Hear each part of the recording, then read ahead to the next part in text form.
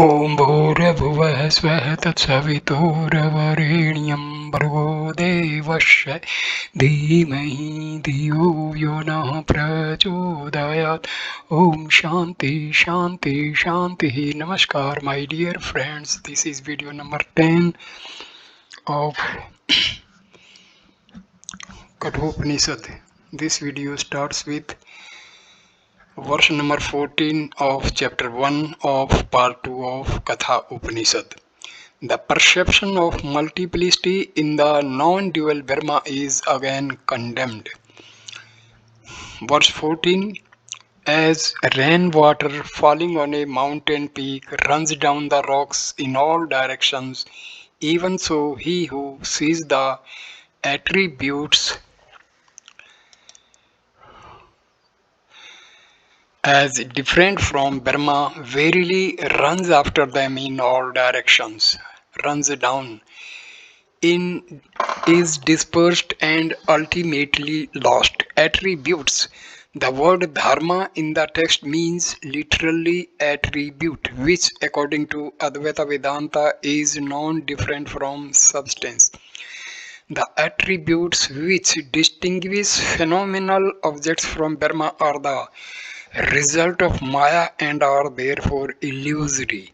They are really one with Brahma, which on account of Maya appears as the universe and created beings. Gaudapada, the great Advaita philosopher, uses the word dharma to denote the jiva or embodied beings, which is in a sense identical with Brahma, runs after, etc. That is to say, pursues separate material entities in the relative world. He becomes a victim of ever recurring death and does not attain liberation.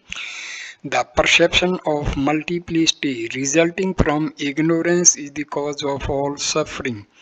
As rainwater running down the sides of a steep hill divides itself into innumerable channels and ultimately becomes lost without serving any fruitful purpose, so also he who sees the multiplicity of embodied beings created by the upadhis and pursues them as if they were real becomes lost in the relative world and does not attain liberation, which is the ultimate goal of evolution. The illumined person is free from the illusion of multiplicity created by the upadhis. He sees the non-dual Atma, which is pure consciousness. Thus his soul becomes absorbed in that non-dual Atma. Verse 15. As pure water poured into pure water becomes one with it, so also, O Gautama, does the self of the sage who knows. Says the word Muni in the text means a contemplative person knows the unity of Atma and Brahma. The soul is by nature pure, free, illumined, and immortal. These characteristics remain the same even when, through ignorance, it identifies itself with a material body. Through knowledge, the embodied soul rediscovers its immortal nature. Nothing new is added to the soul, nor is anything taken away from it. A woman, through ignorance, sometimes thinks that she has lost her necklace through the ornament, though the ornament hangs from her neck all the while. When she discovers it, she does not obtain a new necklace. In spite of the apparent multiplicity, the soul is one and non-dual, and as such free from fear. Therefore, one should give up false pride and haughtiness, discard the fallacious advice of the misguided logicians who proclaim the multiplicity of Atma, and the erroneous counsel of the heretics who teach its non-existence, and should realize Atma's non-duality as taught by the Vedas, which are more solicitous of our welfare than 1,000 fathers and mothers. Here ends chapter 1 of part 2 of Katha Upanishad. Now chapter 2 of part 2 of Katha Upanishad starts. There is a city with 11 gates belonging to the unborn Atma of undistorted consciousness. He who meditates on him grieves no more, liberated from the bonds of ignorance. He becomes free. This verily is that city, etc. That is to say, the body. The 11 gates are the 11 apertures, the 2 eyes, the 2 ears, the 2 nostrils, the mouth, the navel, the 2 lower organs, and the aperture at the top of the head, through which the life breath of a yogi goes out at the time of death, belonging to under the lordship of unborn, free from such characteristics of matter as birth, growth, decay, and death. Undistorted consciousness, as from the position of the sun there is no change in its light, so also from the position of Atma there is no change in its consciousness. Such modifications as growth and decay cannot be associated with consciousness. Were this not so, one would have to think of another unchanging consciousness to be the witness of all the changes. Atma, being the ultimate witness of all external and internal changes, is the Lord of the body. Meditates. This meditation is accompanied by true knowledge. Grieves no more, because the meditator is free from all desires and sees Atma in all beings. The knowledge of Brahma makes him fearless and consequently free from grief. Liberated, the knower of Atma, even while living in the body, is free from the bondage of desire and action created by ignorance. Becomes free. After death, he attains final liberation and is not under any compulsion to assume a body in the relative world. A city and its master are quite different from each other. A change in the former does not affect the latter. Likewise, Atma is entirely different from the body. The growth or decay of the body does not in any way affect Atma. Immutable and changeless as it is independent of the body, self-knowledge is very subtle and profound.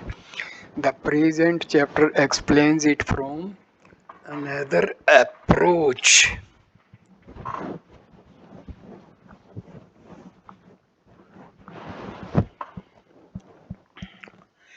There are not different Atmas in different bodies. The same Atma dwells in all bodies. He is omnipresent. Verse number 2. He is the sun dwelling in the bright heavens. He is the air dwelling in the interspace. He is the fire dwelling on earth. He is the guest dwelling in the house. He dwells in man, in the gods, in truth, in the sky. He is born in the water, on earth, in the sacrifice, on the mountains. He is the true and the great. Guest, etc. Or the sentence may be translated: He is the Soma juice dwelling in the sacrificial jar. Truth, or the word Rita may mean sacrifice. Water. He is born in the water as conch, pearl, oysters, fish, and other sea creatures. Earth, that is to say, as barley, corn, and other cereals. Sacrifice, as its various auxiliaries. Mountains, as streams and rivers. True, of unchanging nature. Great, because he is the cause of all. There is only one Atma without a second, which is the all-pervasive self of the universe. Atma, being non-different from Brahma, completely excludes multiplicity and difference. Here is evidence pointing to the existence of Atma independent of the body. Verse 3 of chapter 2 of part 2 of Katha Upanishad. He is who sends prana upward and who leads apana downward. All the devas worship that adorable one seated in the middle. He, the self, whom Nachiketa wanted to know by his third boon. Prana, one phase of the vital energy known as the breath, whose presence is felt in the nostrils. The four other phases are called Apana, Vyana, Udana, and Samana. Apana helps in the ejection of unassimilated food and drink. Vyana moves in all directions and pervades the entire body as the narocurrents. The chief function of Udana, which operates in the throat, is to help the soul and the subtle body pass out at the time of death. Samana helps in digestion. It also carries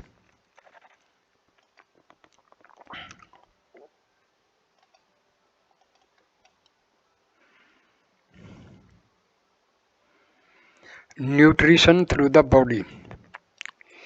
These five are not so many different forces but various aspects of one and the same vital energy known as the Mukhya Prana or Chief Prana, which also sometimes is called simply the prana.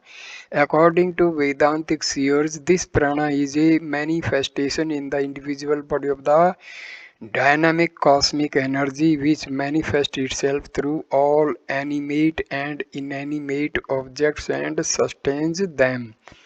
Devas here the word means the sense organs. Adorable. Vamana, the word in the text also means dwarf.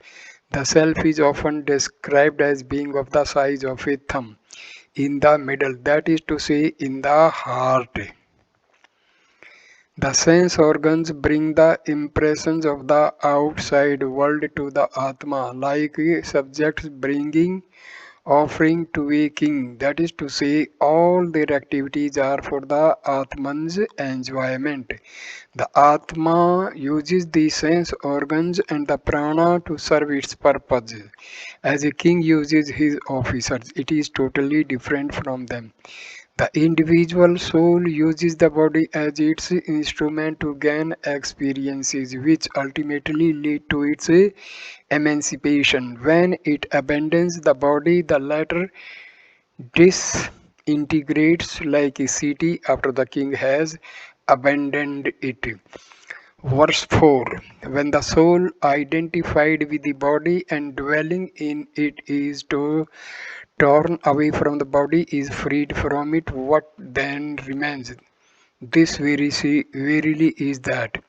What, etc. At the time of death, the subtle body, consisting of the five pranas, the five organs of perception, the five organs of action, the mind, and the intellect, leaves the gross body along with the soul.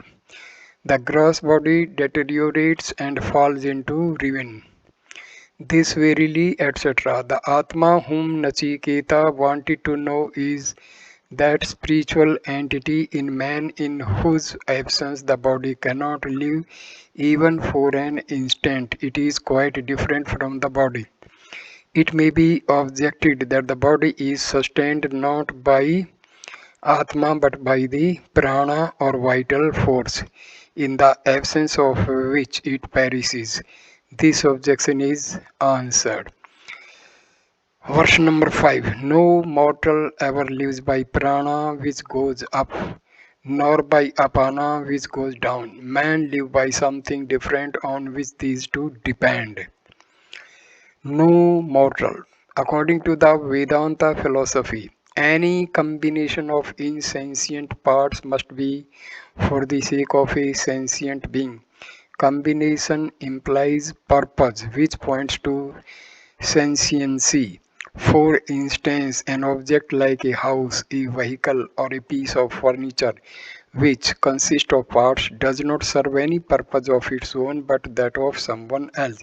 The prana and the sense organs consist of inert parts. They are produced by a combination of the subtle elements in varying proportion. Therefore, they are directed in their activities by someone else whose interest they serve. This is Atma or the Self, the simple, non-dual, homogeneous spirit. Prana and Apana in the text also include the sense organs. The sense organs, the prana, the mind, the intellect, and the rest perform their respective functions to serve the need of Atma. The question asked by Nachiketa was now directly answered by the king of death. Well then, Gautama, I shall tell you about this profound and eternal Brahma and also about what happens to the Atma after meeting death and also etc. If the Atma leaves the body after the attainment of knowledge, it obtains liberation and is not born again in the relative world. The question as to what happens after death does not apply to the liberated soul. The doctrine of karma and rebirth is laid down for those who die without the knowledge of Brahma. Verse number 7. Some jivas enter the womb to be embodied as organic beings, and some go into non-organic matter according to their work and according to their knowledge. Organic being, living creatures endowed with physical organs, non-organic matter such as trees, plants, and so on. According to the doctrine of karma and rebirth, the future of the embodied soul is determined by its present action and knowledge. By good action it becomes good, and by evil actions it becomes evil. One can assume any body in the relative universe from that of a god to that of a plant. If sattva preponderates at the time of death, one obtains a god's body, if rajas a human body, and if tamas a subhuman body. But it must be remembered that the nature of Atma is not altered by the fact of it's assuming a body. Atma uses the body to serve its purpose. All will ultimately attain liberation. Now is described Atma, whose nature is incomprehensible to the ordinary understanding. It is the unchanging consciousness present in man and the witness of his waking dream and dreamless states. Verse number 8. He, the Purusha, who remains awake while the sense organs are asleep, shaping one lovely form after another, that indeed is the pure, that is Brahma, and that alone is called the immortal. All worlds are contained in him, and none can pass beyond. This verily is that shaping, etc. refers to the dream state when the sense organs remain inactive. When a man is asleep, Atma, under the spell of ignorance, creates the dream objects, or it may be explained in this way. By the very presence of Atma, the mind or inner organ creates various forms out of its accumulated past impressions. In dreamless sleep also, Atma or pure consciousness exists as the witness of the passive state of mind when nothing is comprehended. Therefore, a man waking from dreamless sleep remarks that he knew nothing at that time. Atma is the imperishable and unchanging witness of the three states of consciousness. That is Brahma. Brahma or ultimate reality is the pure consciousness in man, which is identical with the pure consciousness in the universe. Are contained. Pure consciousness is the ultimate cause and ground of the universe. In spite of the multiplicity of bodies, Atma is one and non-dual. Stanza number 9. As the same non-dual fire, after it has entered the world, becomes different according to whatever it burns, so also the same non-dual Atma dwelling in all beings becomes different according to whatever it enters, and it exists also without. In spite of the repeated assertions of the Vedantists, Regarding the non-duality of Atma, many misguided logicians, particularly among the dualists, insist that there must be many Atmans. They contend that the death of one person does not imply the death of another. The fruit of action performed by one is not reaped by another, and the activity of one does not make another active. For these and similar reasons, the dualists contend that there must be many Atmas, mutually independent, each existing as a separate entity. It is because there are many Atma, they say, that one does not see any confusion in such phenomena as birth and death. The Advaitists reply that the non-dual Atma, because of its association with different upadhis or limiting adjuncts, appears to assume different names and forms. These upadhis are illusory and not real. The apparent Atma may be many, but the real Atma is one. Atma pervades all the different objects in the phenomenal world and yet exists in its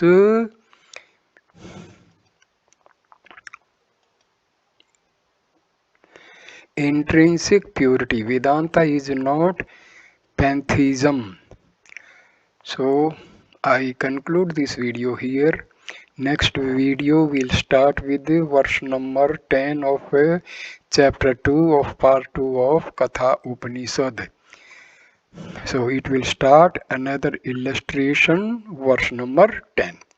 Thank you for watching this video. Please like, comment and share the video and subscribe the channel. Thanks a lot. Namaskar, my dear friends.